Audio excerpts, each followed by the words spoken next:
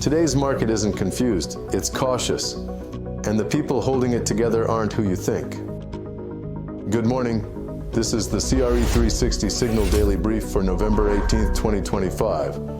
Let's break down how capital is actually moving today, because the signals underneath the market are shifting.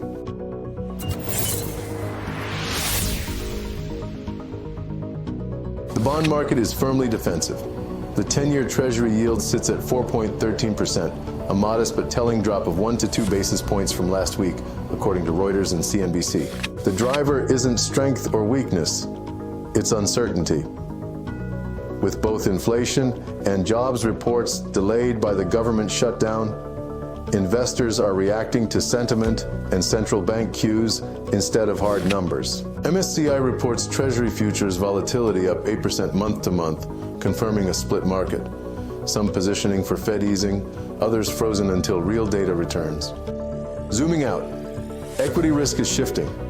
Retail dip buying, once a stabilizing force, is now at its lowest point of 2025.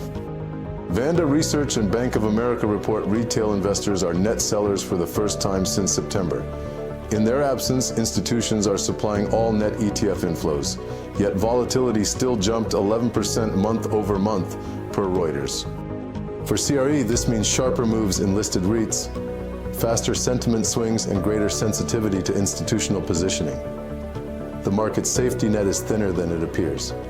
Speculation around Fed easing is creating some rate relief, but it's conditional. With the 10-year down from 4.30% last month, Mortgage News Daily shows 30-year fixed CRE loan rates at 6.40%, about 10 BPS lower month over month.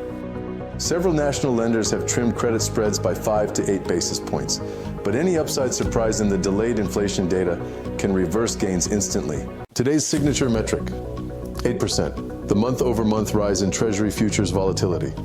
The market is flying without instruments.